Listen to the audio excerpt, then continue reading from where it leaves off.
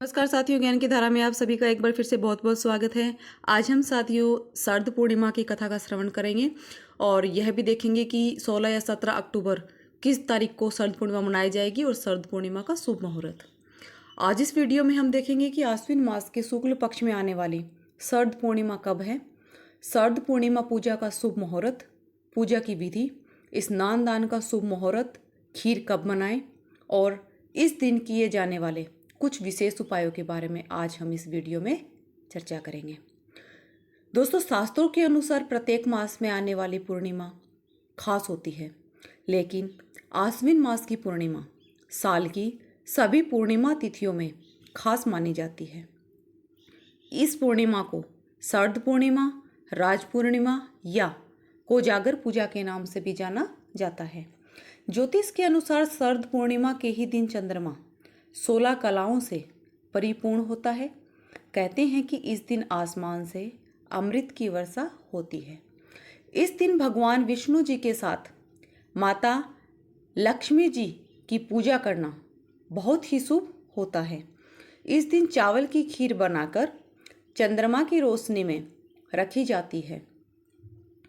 दोस्तों, इस साल 2024 में शरद पूर्णिमा का व्रत 16 अक्टूबर यानी बुधवार को किया जाएगा। पूर्णिमा तिथि प्रारंभ होगी 16 अक्टूबर रात्रि 8:40 से। पूर्णिमा तिथि समाप्त होगी 17 अक्टूबर सायंकाल 4:55 पर। चंद्रोदय का समय होगा 16 अक्टूबर शाम 5:08 पर। स्नान दान का शुभ मुहूर्त देखिए, प्रातःकाल 4:43 से प्रातःकाल 5:33। लक्ष्मी पूजा मुहूर्त 16 अक्टूबर रात्रि 11:42 से 17 अक्टूबर प्रातःकाल 12:32। शास्त्रों के अनुसार पूर्णिमा के दिन सुबह स्नान के बाद व्रत का संकल्प करें। पूर्णिमा का व्रत इसी दिन से शुरू किया जाता है। कार्तिक स्नान भी इसी दिन से शुरू किया जाता है। इस शरद पूर्णिमा की रात्रि को कृष्ण भगवान ने रास रचाया था। इस दिन से चूड़ा पूनम, चूंदड़ पूनम का व्रत भी शुरू करते हैं। इस दिन पूजा स्थल पर माँ लक्ष्मी और भगवान विष्णु जी की प्रतिमा को गंगा जल से स्नान कराकर तिलक करें। प्रतिमा के सामने घी का दीपक जलाएं और सभी पूजन सामग्री जैसे अक्षत, फल, फूल, तुलसी दल अर्पित करें। इसके बाद सफ़ेद या पीले रंग की मिठाई और चावल की खीर का भोग लगाएं। पूजा में लक्ष्मी विष्णु मंत्र का जाप अवश्य करें और व्रत की कथा को सुनें। कथा सुनने से पहले स्वयं के भी तिलक कर लेना चाहिए और गेहूं के 13 दाने हाथ में लेकर के कथा का श्रवण करें। चलिए दोस्तों, शरद पूर्णिमा की कथा को हम सुनते हैं। एक साहूकार था। उस साहूकार की 2 पुत्रियां थीं। दोनों पूर्णमासी का व्रत करती थी। बड़ी बहन तो पूरा व्रत करती थी, किंतु छोटी बहन अधूरा व्रत करती थी। इस दोष के कारण छोटी बहन के तो संतान जन्म लेते ही मर जाती थी, किंतु बड़ी बहन की संतान जीवित रहती थी। उसने पंडितों से पूछा तो उन्होंने कहा कि पूर्णिमा के अधूरे व्रत के दोष के कारण तुम्हारी संतान जन्म लेते ही मर जाती हैं।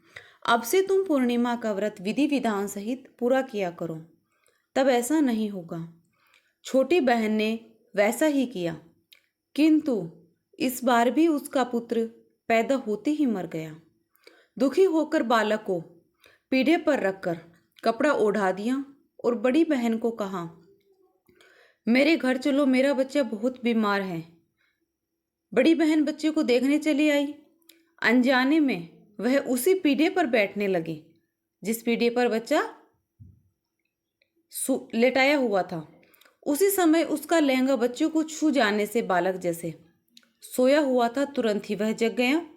बड़ी बहन ने छोटी बहन से कहा, अरे अभी तो मैं तेरे बालक पर ही बैठ जाती तो अनर्थ हो जाता।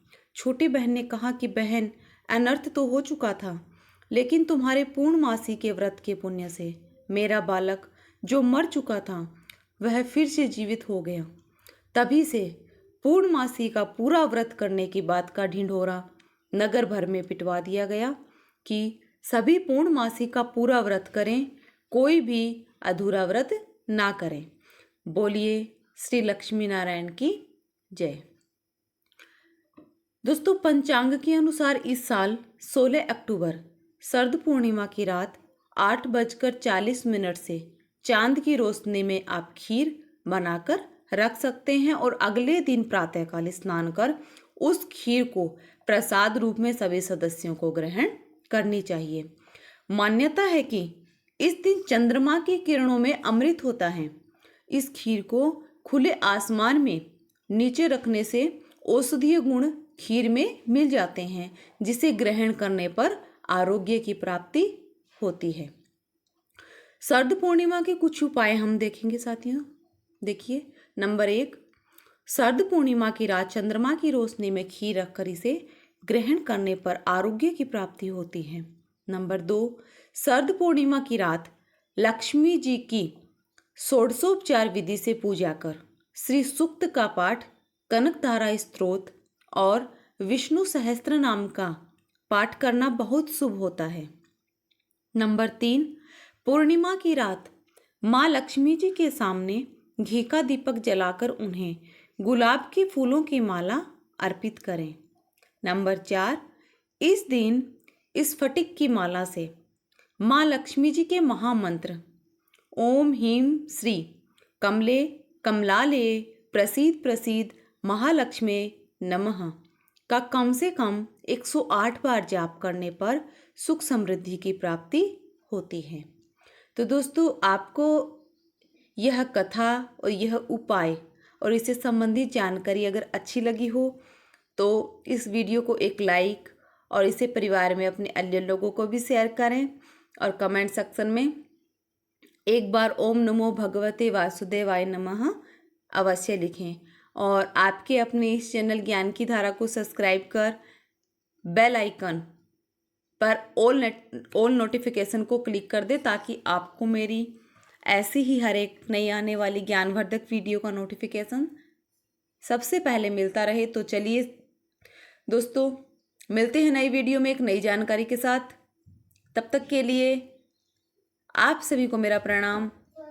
जय श्री कृष्णा, राधे राधे आप सभी को।